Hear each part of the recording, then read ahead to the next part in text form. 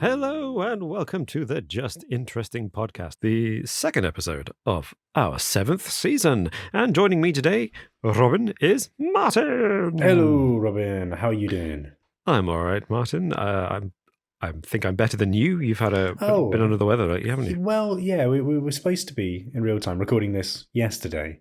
I had no voice, literally no voice. And actually, I'm surprised it's recovered this quickly. That we're able to do it today. Yeah. So if I'm hacking away at some point, do forgive me and people at home. But yeah, much better. I apologise very much if I end up wrecking your voice again by making you talk for it doesn't matter. An hour about web sleuths that ruined people's lives. Goodness me. What a bit of a sad topic. Oof, yeah, a heavy one for sure. Very much a 21st century one, though. Very much of our time. Not the kind of thing that you would get in, say, 1500. No. I imagine. No, true. Although you know, rumours, as I'm sure some of these would be related to, you know, rumours or, that happened back in the day, didn't it? Oh, Deirdre over there, she's a witch. That gets spread around. Yeah. You're sleuthing on someone, accusing them of something, potentially. Then Deirdre, before you know it, is sinking at the bottom of the lake. And of course, and actually, she wasn't a witch because she sank. Actually, historically, you've got infamously Jack the Ripper, such a media sensation that all kinds of innocent people were accused by the mob of being Jack the Ripper. So You're right. Seems to be something in human nature to... People are keen. People are keen to reveal the truth, but sometimes they get it wrong. So that's what we'll be talking about today. But before then, we'll be responding to our favourite comments of the past week on previous podcast episodes. And a little reminder to all of you listening at home that now we're doing the quiz live separately, hopefully every week, as its own episode. And you can feel free to go over to YouTube and join us in the quiz, in the live chat, when we do it every week.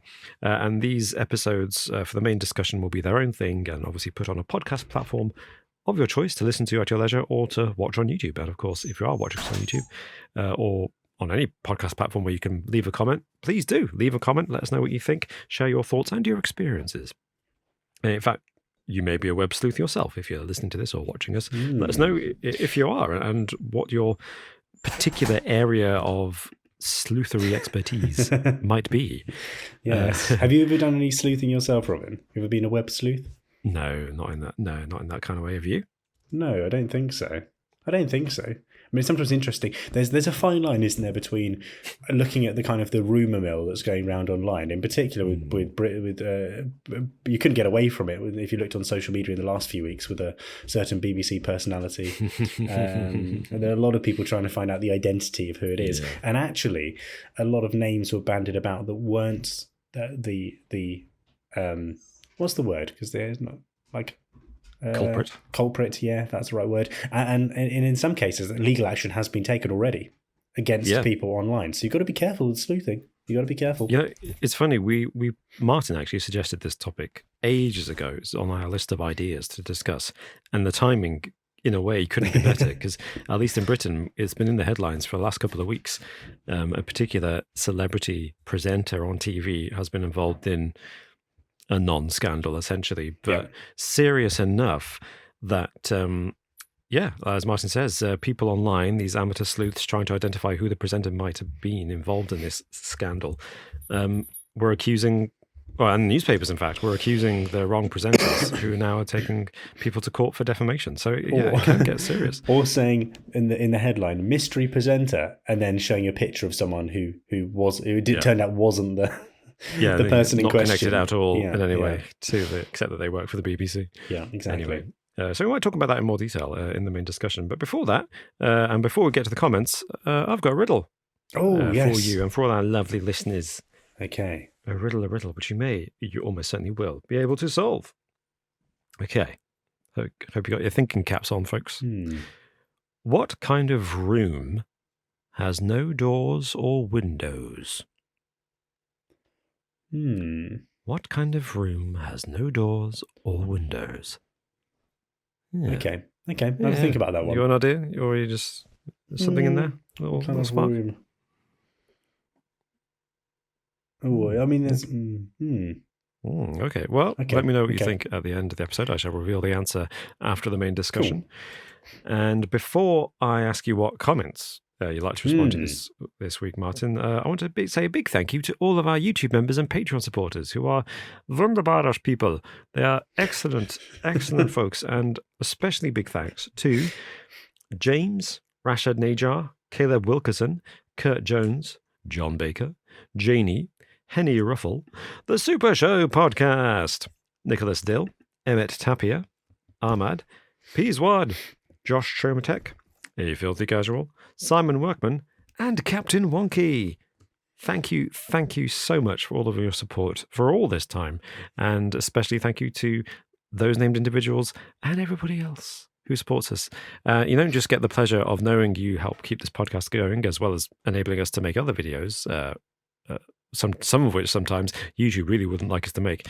But you also get access to an exclusive, a little more interesting mini podcast, which you can listen to if you haven't had enough of us talking. you can go and listen to that.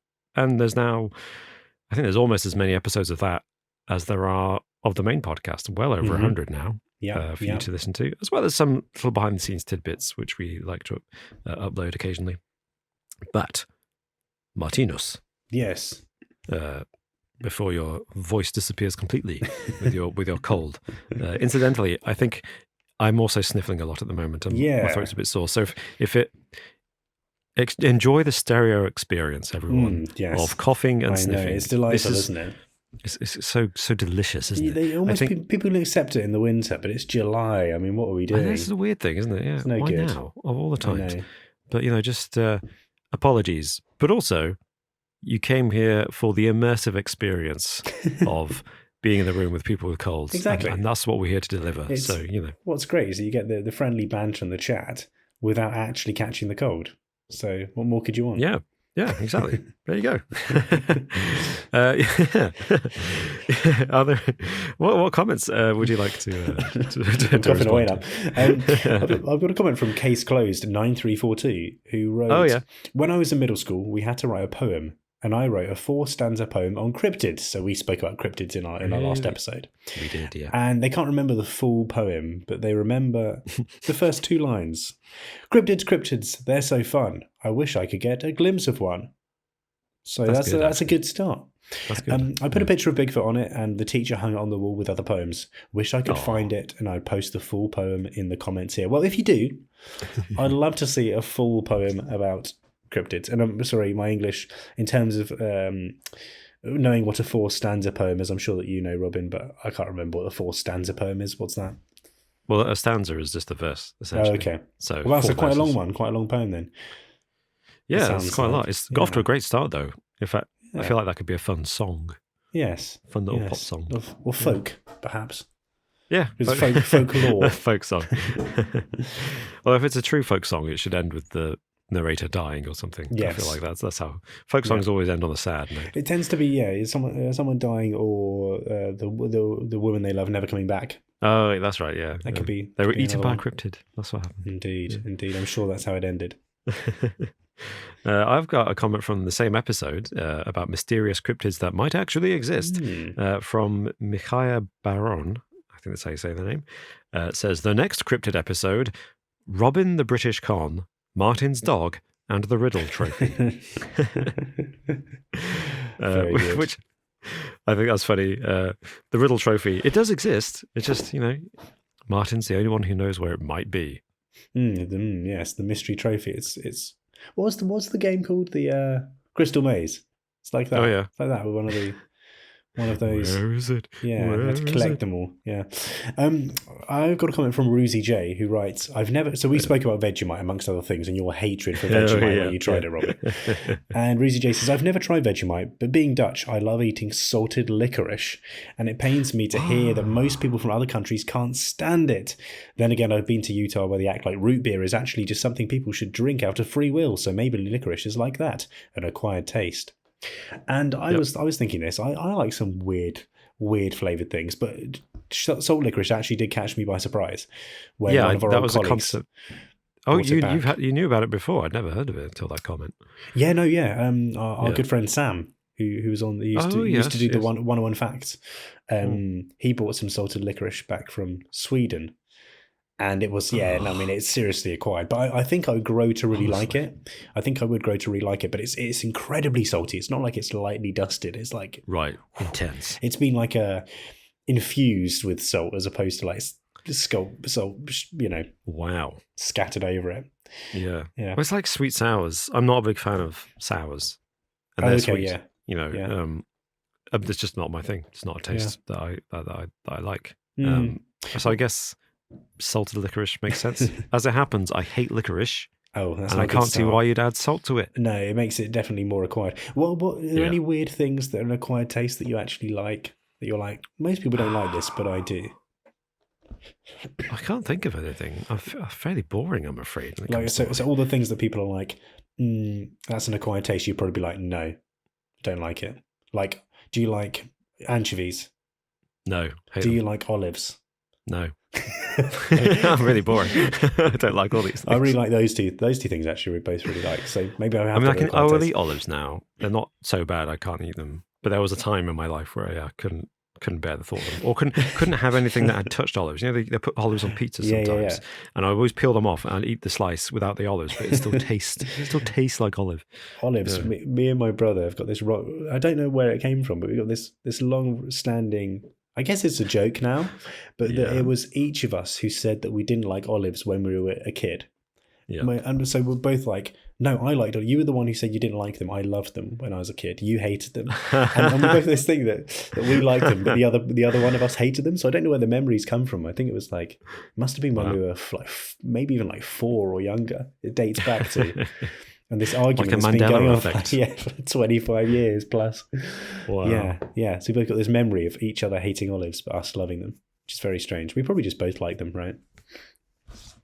Yeah, I mean, you both like them now, so maybe, yeah.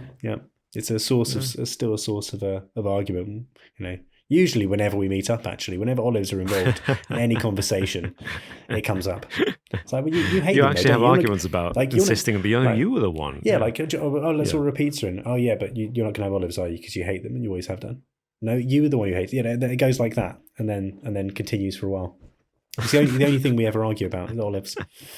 Yeah. Well, if that's the only thing you ever argue about, maybe that's useful. Could be worse. To have that one thing that channels all your hatred for each other in attention into that one thing, and then you're fine on every other topic. Into a single black pitted olive. I think the one thing that my brother and I seriously argue about is The Last Jedi. Oh, really? Okay, I can understand that. That makes sense. It's funny. Anyway, are you a fan and he isn't? I imagine that's the way around it is. That is exactly the way around. Yeah. It is. But I'm not even a diehard defender. Like I don't think it's perfect. And I think it's I think it's very flawed. I just don't think it's terrible like so many people seem to think. Well, you can see the good in things, Robin. That's one of your good qualities. Oh, that's very kind of you to say. You I tend to focus on the negatives, though. Ask my wife. She might say something different. Chairman Mao was good in a way. It's the contrarianism of youth, isn't it? You want absolutely. To be a contrarian because you're taught to do that in debating class. Yeah, I think it's wearing off. I'm still a bit contrarian about some things. I tell you who's a great contrarian. That's Alex Jones of the Super Show podcast. From the Super Show podcast. I was resisting mentioning him. But you can say anything with Jonesy, and he'll take the opposing standpoint. But it's not in a malicious way. It's just providing that viewpoint, and he's very good at it as well. He's very convincing. So you can actually have an argument with Jonesy, and then afterwards he's like, "No, I totally agree with you. I was just saying the viewpoint." You're like, "What? Why have we spent so much time on this?" Yeah. It doesn't think it goes on forever with Jonesy. He really sticks. Oh yeah, I love those conversations with Jonesy. Yeah, they're great. Oh, fantastic. And the podcast is fantastic too. And I think they do argue sometimes in a very Jonesy takes the bait, and and the others argue about it. So anyway, speaking of, well, there's no transition here. I was trying to think of a smooth segue into the main topic, but I can't think of one. So do you want to talk about Web Sleuths? I think we should. Yeah, I think we should. Okay.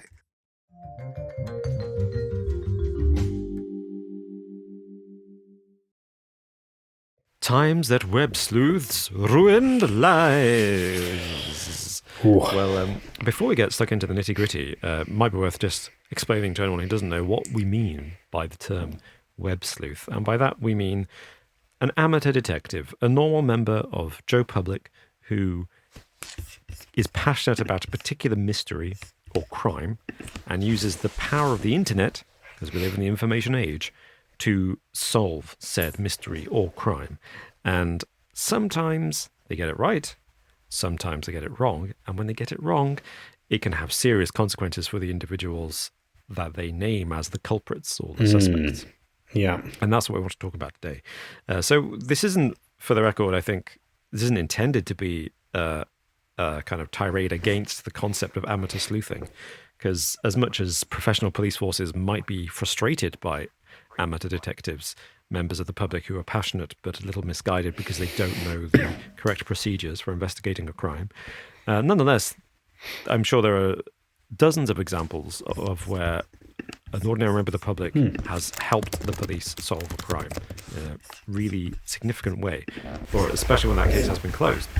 I mean, there's so many high-profile cases now that have been, helped in one way or another by people sleuthing or by investigative journalists, and probably the most famous one of the last, 10 years it came out 10 years ago maybe is the episode series 1 of Serial. Do you know Serial, the podcast? I've heard of, but I haven't actually listened to it. So a guy called Adnan Syed was convicted of a murder of one of his classmates way back when, I think about 25 years ago now, maybe the late 90s, and oh god, I don't want to get it wrong, but basically he was dead and buried, metaphorically, in jail. Throw away the key. Investigative journalists basically gave an account of why there were some inconsistencies in the account, and also who could possibly be the other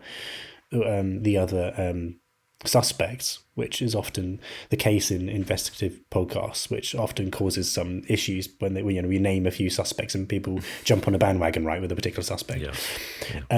But to cut a long story short, after all his appeals were declined, etc., he was eventually released from jail last year. Oh, right. And a big part of that was, the notoriety of the podcast and millions of people downloading it. Yeah. So a little bit more than sleuthing, but there's a huge community around, supposedly getting justice for him for being wrongly imprisoned. Yeah. So can do good. Well, actually, that's fantastic. That's really good news. And actually, it's mostly communities that I think we're going to focus on today. These online communities of people, not just individual sleuths, but communities of people. And in a way, that may be part of the problem. Obviously, it's great when people work together. You can share the workload and you can share information in a much broader way, which is fantastic. Except when you also have too many people, too many cooks can spoil the broth, I guess. And some people herd mentality can set in. I guess, and some people can point in one direction and say, "Look at this," and then everyone follows them. Oh my goodness, yeah, that looks right, and then yeah. So I mean, I harmlessly dabble in. I've never done anything amateur sleuthing myself, but I'm very interested in Jack the Ripper, and there's a huge community, international, of people interested in trying to solve that mystery. Of course. And I'm really into it, and I love that. I don't do any myself, but I read all other people's research into it. But that's harmless in a way, because so long ago, you're never really going to know for sure, and whoever you name as a suspect is not really going to cause offence to anybody living today, because it was nearly 150 years ago. Whereas there are people living today, and as recently as 2017, do you remember the Unite the Right rally, Martin? Yes. Charlottesville? Yes. Yeah. That was a terrible ordeal, wasn't it? Terrible, yes. A protest rally where right-wing white supremacists got together to unite the right and spread their message, and a counter-protest formed, and one of the right-wing protesters got in a car and drove through the counter-protest and killed one person, a young woman called Heather Hare, and injured 35 other people. And this is the incident about which Donald Trump notoriously said there were fine people on both sides. Yes, racists and a murderer on one side, and not racists and victims on the other. But that's kind of beside the point, because in the immediate aftermath, like literally the day of the rally, it was very well covered by the press, and there were lots of photographs by paparazzi. I don't know if you call them paparazzi, actually. Photographers. Yeah. Photojournalists took lots and lots of pictures, and of course there was footage. And all was online on mass media, very available. And a bunch of citizens decided they would get together and identify the people in the photographs, because they all dispersed very quickly and the police didn't arrest them.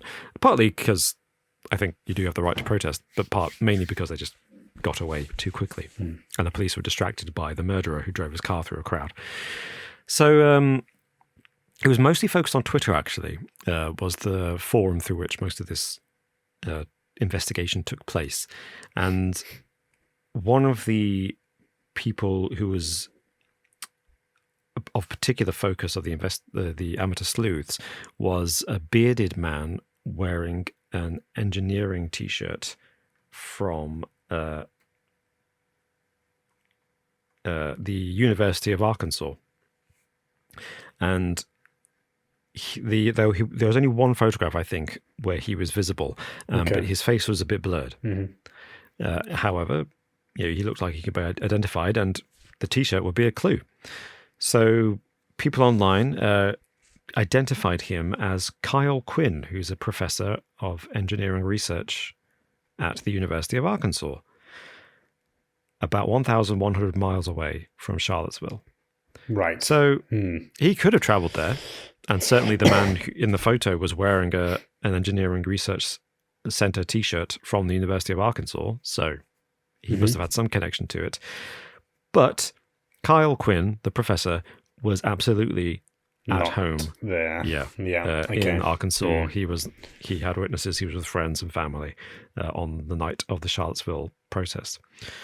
However, he was identified on Twitter and Instagram, and he was quickly doxxed with loads of horrible messages, people accusing him of things, people calling for him to be sacked. His personal information was shared online, including, I think, his address. Oh dear. And of course, he was called a racist. And made the news online, at least. Luckily, mass media didn't report on it, partly because the things were moving too fast, and partly because journalistic standards exist, and they had to corroborate things before they throw around these accusations. I know it's shocking, but there are some standards for journalists. Well, we'll come on to that. We'll come on to that, yeah. So luckily, no real harm came to him, because unlike some of the other protesters who were correctly identified and lost their jobs, the University of Arkansas, because he was at an event, they knew that he was innocent. So they were able to come out in support of him. And in fact, it was the university saying, we stand by this professor because we know he wasn't there at the rally. Oh, how horrible. There's nothing you can do. It spreads like wildfire, doesn't it? When it's online. Yeah, it does. And there's nothing you can do legally either, because although it can be abused, to sue someone for defamation is a good way to clear your name. Right? Yeah. But when it's anonymous users on the internet, well, exactly. You can't do that. And it was a scary 3 or 4 days for him and his family when all their personal information was being put out online, and you've got all these quite aggressive and abusive messages being sent online. And how do you know when those messages being sent online are going to translate into people turning up at your door, doing things to your house or doing things to you and your family because they think you're a white supremacist when you're not? And of course, we'll sidestep the whole debate, but it's one that I find interesting about the response by these particular amateur sleuths.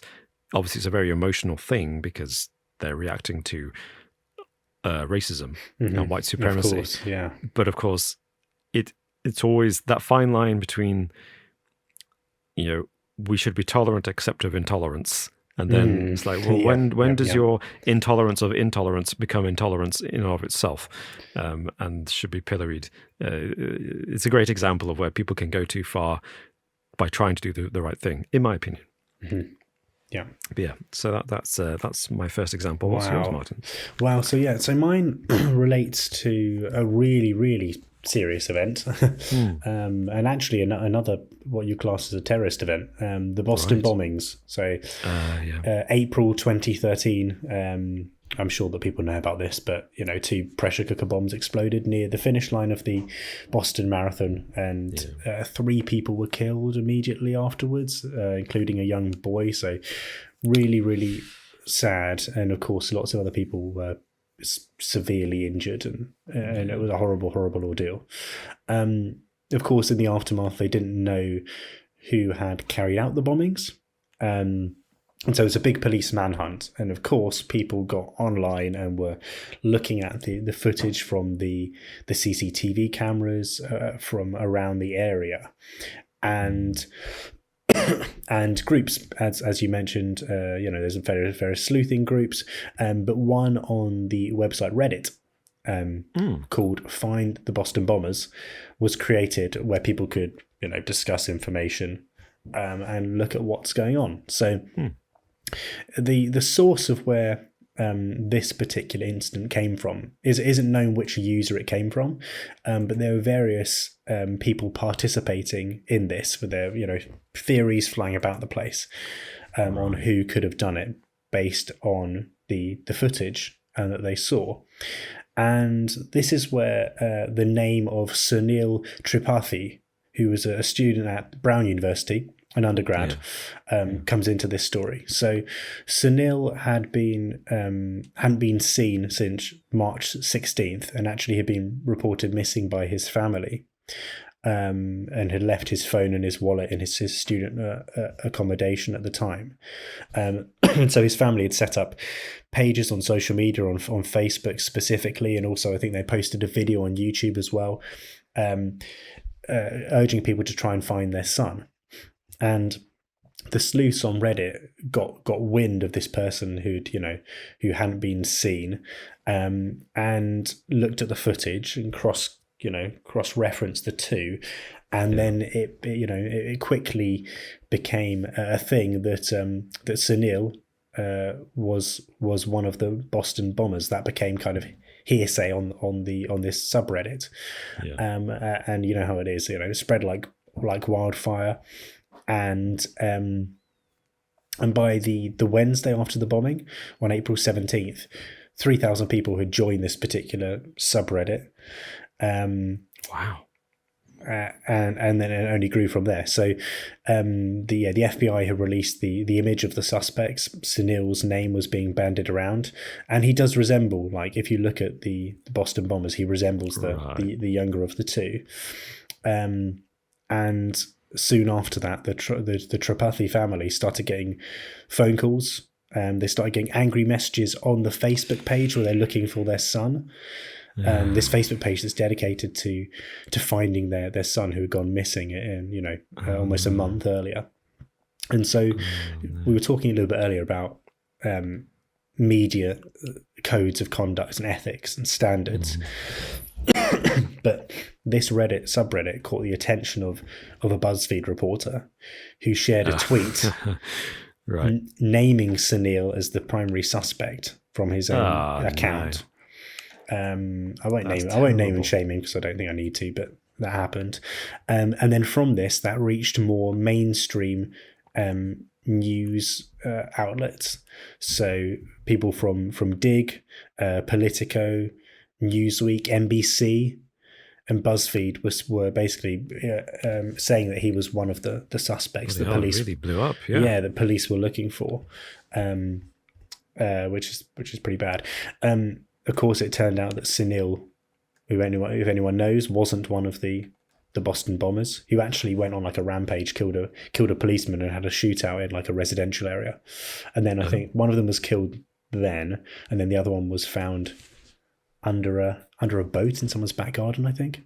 Oh gosh. Yeah, and then they were executed when they. But anyway, unfortunately, the body of Sunil was found in a stretch of river, in Seekonk River behind the Wyndham Garden Providence Hotel. So they used dental records to confirm that it was him, and his family then confirmed that actually it was a result of suicide and that he'd been suffering from, severe depression and stuff like that. So it's a case of sleuths making what already was a horrendous situation for the family 100 times worse by claiming that he was this terrible, terrible person that had carried out an atrocious terrorist attack, and then were being flooded with hatred through these pages that were set up to try and look for him. So it's just a really, really horrible situation, and really a lesson in the dangers of not only for the subject of the sleuthing, but also for their families as well, to have to deal with all this horrible vitriol. So yeah, that's awful. Yeah. And just, it's like rubbing salt into the wound, isn't it, really? He's already so depressed, he's so little self-worth that he's ended his life, and then after his death people think he's a terrorist who murders people. No, doesn't. If there is an afterlife, what a great way to get there and look back on Earth and think, what do they think? Hold on a second. No, really a really horrible one. Poor family. The suffering there, that's just that's dark. That's a dark one. I didn't know about that story, actually, about the misidentification. And I remember at the time. I remember there being like these names being thrown out, and then it's suddenly the narrative changing to other people, and it was like, right. I remember it, like seeing that at the time, and them having the wrong name and thinking, oh, that's not good. But I actually had no idea that this was a missing person that had killed themselves. No idea. Yeah, that's completely news to me. Yeah. And now, 10 years later, they can relive the pain. Yay. Because we're bringing it up.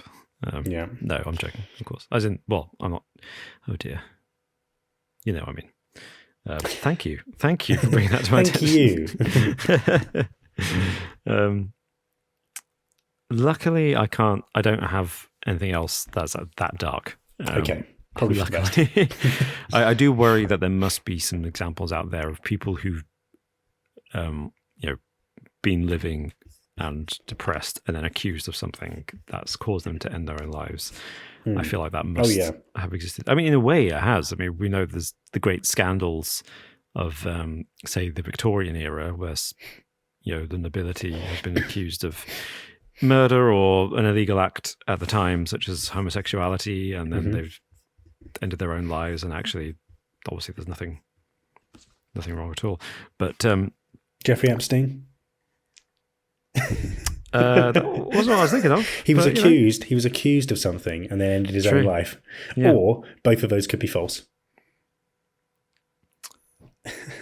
As in, he wasn't innocent. Yeah, well, and he didn't of the accusations, and he didn't end his own life. I just didn't know how to respond. I was just like, I'm not sure.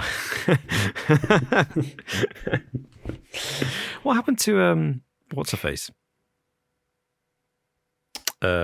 Ghislaine Maxwell. How are you saying it? Ghislaine Maxwell, yeah. She was in prison. She's jailed, wasn't she? Yeah. She's still alive. Yeah, she's still alive. Okay. I'm pretty sure she's still alive, right? Yeah. Yeah, she hasn't been found in a cell yet. Okay. I like the fact that we've just we spoke about her a few times, so we've largely just kind of been like, oh yeah. Just kind of forgotten, which is quite nice, actually. Yes. Yeah. Some people aren't worth remembering. Yeah, exactly. Yeah. Denied bail as a flight risk. Nice. Good. Yeah. Good. So my next example is a young woman called Maura Murray. Have you heard of this? No. I hadn't heard of this, actually, but fairly celebrated case. And I think there was a Netflix documentary made about her a few years ago, which really kind of raised the profile. And she went missing in 2004. And she's an interesting early example of web sleuths coming to the fore because she was young, pretty, and white. So she caught the imagination of the mass media and the public at large. And in the relatively early days of internet fora, where people can get together and share information, 2004, people really got stuck into solving her case. And they're still trying to solve it. It is unsolved. They don't know what happened to her. She's presumed dead, but they've never found the body. Right. And they've never been able to properly reconstruct what happened. It's quite a mystery. So it's understandable why people got so invested in it. But people got a little too invested in it. and a few bad things have happened. And I think I like this as an example of where good intentions can go wrong. Because it's not that, although lots of suspects have been named, including her ex-boyfriend at the time, no one's been directly accused of anything yet. Okay. What has happened, though, is that in their zealousness to uncover every detail, these amateur sleuths together, working collaboratively, have managed to find and, with good intentions, publish her medical records, her sexual history. Is that written down? Well, they got her friends. They interviewed her friends and people who knew her, and then they've published the information online. Right. And including details about her eating disorder and her mental health. And you can understand why they investigate those things, because it might seem pertinent to the mystery about, what happened to her, and did somebody do something to her, and you kind of want to know who were her partners, and what was her frame of mind when she went missing. So it's understandable why they looked into this, but the poor family, of course, her sister and her dad in particular, who still live in the place where she went missing, just woke up one morning to find that all these details that in some cases they didn't know about their missing daughter or sister suddenly is all online for everyone to see. And this is a huge movement. There's tens of thousands of people involved in this. And for a time, there's one particular fella who's kind of led the charge here, and even published a book about it in 2016. And his name's James Renner, and he's purely an amateur sleuth. He's just an enthusiast, but he's kind of positioned himself through dogged hard work as like the authority on this case, and published this book. But one of the things he did was that he was one of the first people to go to the town and start interviewing neighbors and people who knew her. A lot of them didn't cooperate, understandably, but in particular, her dad didn't cooperate. Interesting. Okay. Because his reasoning being that I just don't want to be, I've already told the police, I'm with the police, my daughter's still missing, it's quite painful, I don't want to talk to strangers about this. But possibly because he didn't cooperate with Mr. Renner, when he wrote up his blog posts and then eventually published this book, he made a lot of insinuations about the dad. Perhaps even within the legal boundaries of defamation, implying that maybe he was involved with her disappearance in some respect. And at one point, there were claims going around online that her dad had sexually abused her, and quite the claim. That was a motive for getting rid of her. Quite the claim. I mean, it's unfounded. Yeah, no, it's all just. Oh, but this could have happened, and then suddenly it becomes something. Yeah, and he's still, the dad, is still involved with the police trying to solve the case.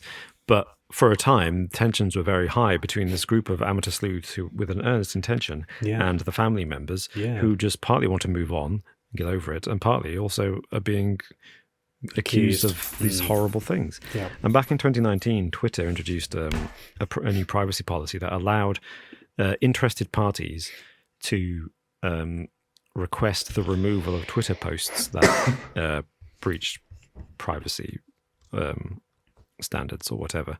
And one day, particularly this fella James Renner, but a bunch of enthusiasts who are interested in the case of Maura Murray, a bunch of their posts got taken down.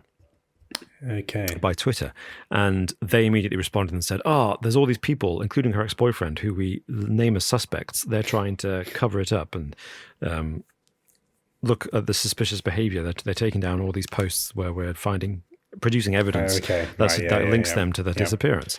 So this became a thing, a little bit of a Twitter storm, and then it emerged that it was her sister requesting these posts get taken down, or a lot of them. And her reasoning was simply that somehow these sleuths had got hold of loads of photographs of Maura Yeah. And they were publishing these photographs on Twitter in a kind of, look at all these photographs of the victim. We're trying to, this is what she looked like. These are events, things she was doing at these certain dates, and let's see if we can piece together the mystery. But the sister looked at it and said, where the hell did they get all these family photos from? And the sister acknowledged, said, some of these photos are photos we provided to the police. So, they're in the public domain already. We get that. But a lot of these have never been seen before online. Wow. How on earth did they get them? So the sister, back, and this is as recently as 2019, and the Maura disappeared in 2004. But the sister was clearly hurt and making these claims to Twitter to take down these posts. And it's perfectly reasonable, but the unintended side effect of that was that a bunch of other people were being accused of trying to cover up their involvement in her disappearance by these amateur sleuths. As it happens, the family seem to have repaired their relationships because there's now an annual, I think it's on the 4th, maybe the 3rd, annual gathering in the town where Maura disappeared, where they all get together and have a kind of festival to share information and, I guess, celebrate. Yeah, I guess for lack of a better word, one, isn't it? Yeah. The movement, and there's an official website as well, which is properly curated, and the family members, the dad and the sister, do attend this festival, this annual festival. So they seem to have mended their problems. And I think they probably understand that. Yeah, as you say, the intentions are good, and in general, it's people that are fascinated by it, but also want to see some kind of justice. Yeah. Which is they're on the same page there, and just having people have that memory of someone that was so dear to you and want to help, regardless if they get things wrong, is probably some kind of comfort. In a way. And I would assume it's this pattern of grief. It's now been long enough that they've got through the stage where they just want to forget and be like, no, stop bringing this up. And they've come through that, and now they're, like you say, they're grateful for the attention that people are giving to keep. Yeah, and the case doesn't die if people are still interested, right? Exactly. Yeah. And if you persevere for long enough, hopefully it may even get solved. Yes, indeed. So and people online listening to us may already be familiar with this case because it's been quite a sensation for quite some time now, at least in the US. But I'd not heard of it before, and I can't imagine.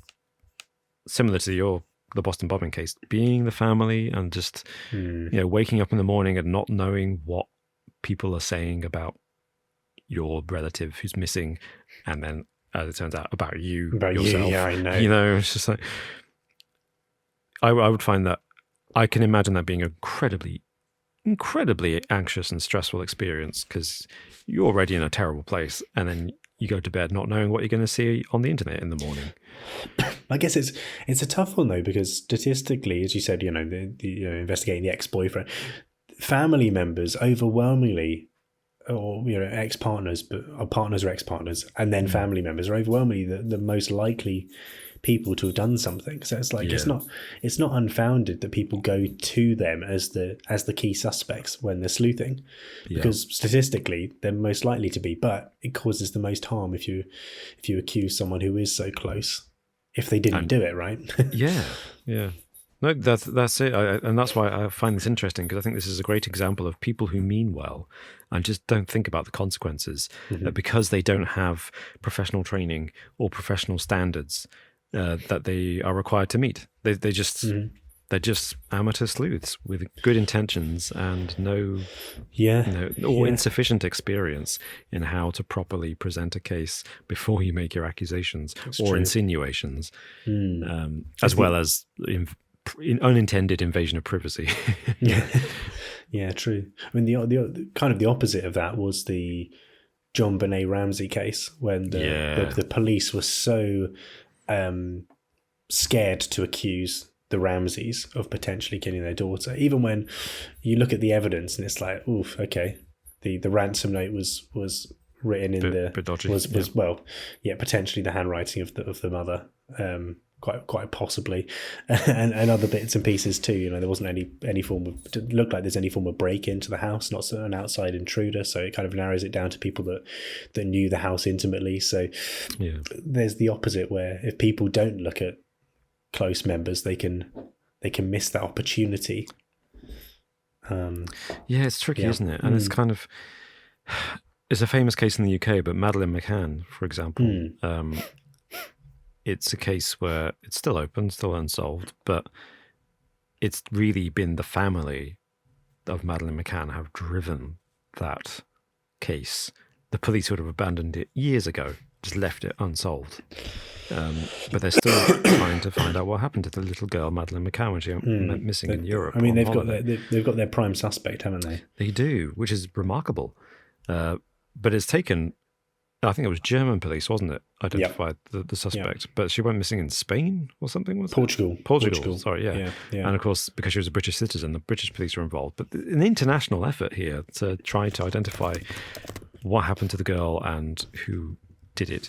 And it's a good reminder that that case has been controversial in the UK because a lot of people have said, the parents just can't let go, and or they're using it for their own monetary ends because they have had book deals and things out of it, or interview deals at least. But at the same time, if the family hadn't kept the case alive, we would never get close to solving it. And in the case of Madeleine McCann, because it's the family, there's a kind of free pass. It's like you have an obvious vested interest in solving this case. Go for it. Mm-hmm.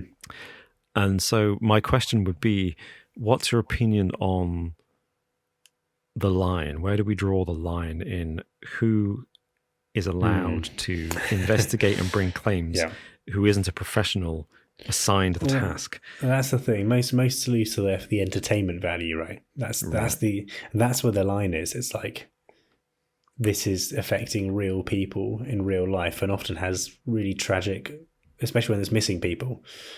As missing adults in mysterious circumstances often has a tragic end, and so it's like, I think there's a lot of people just do not understand the real life consequences.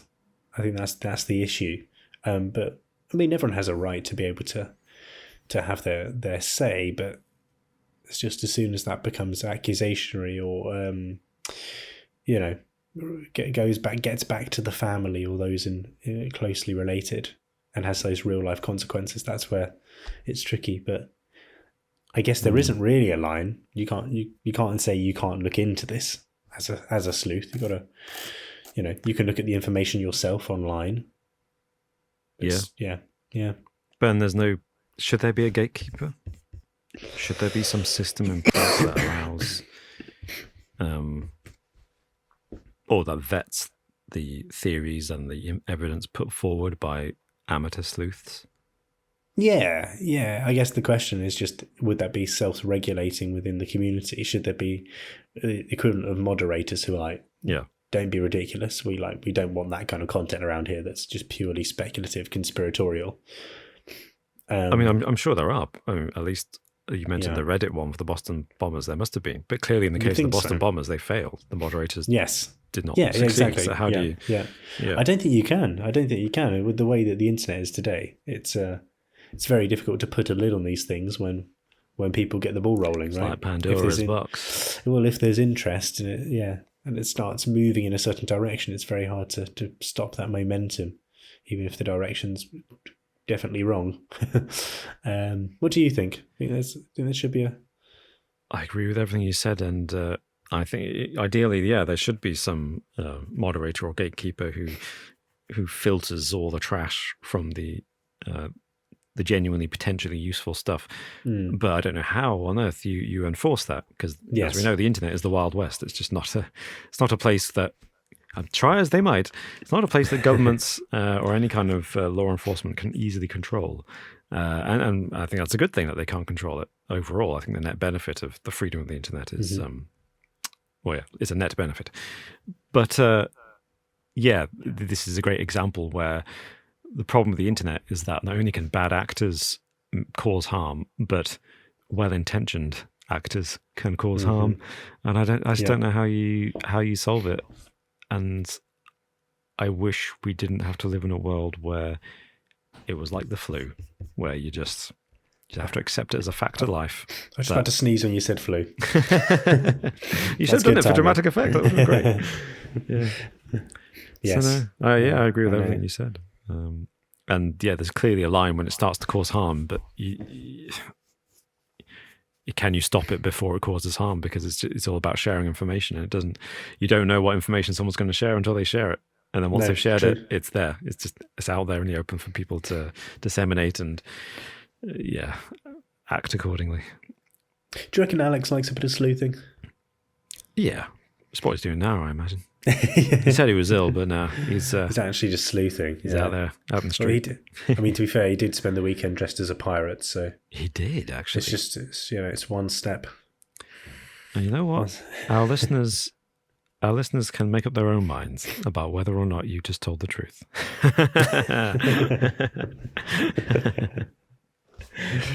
Oh, good stuff. No, let us know your sleuthing stories at home.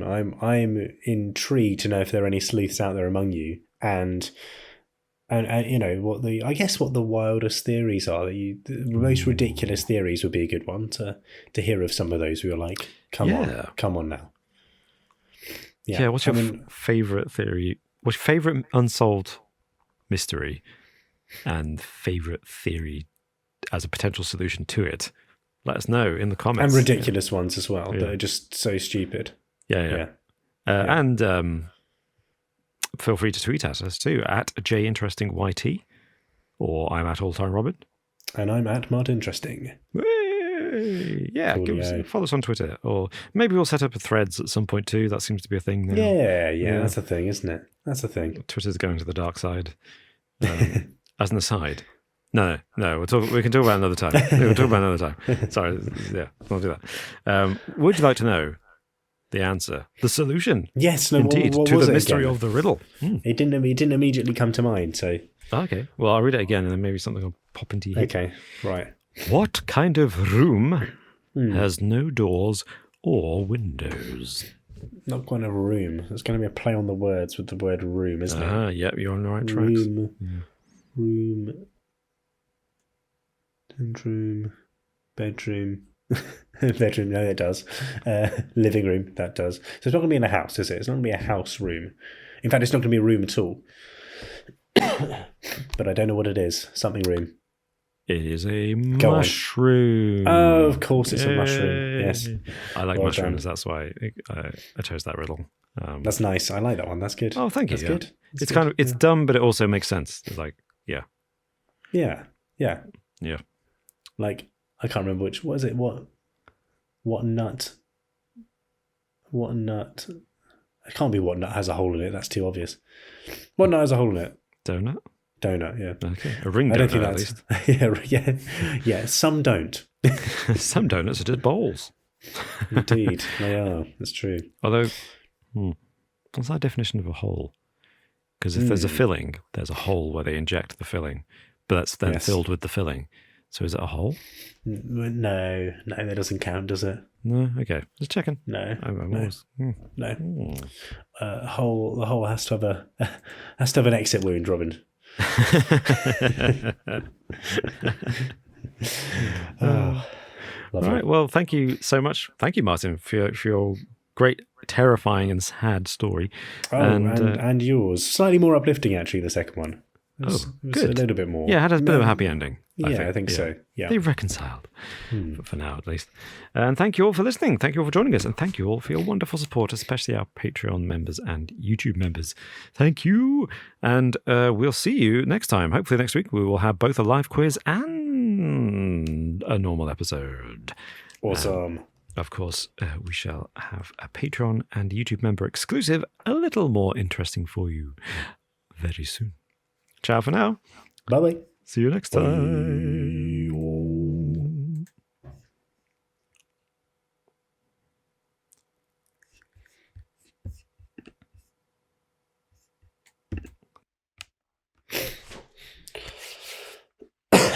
Coolio, right, let's just stop that.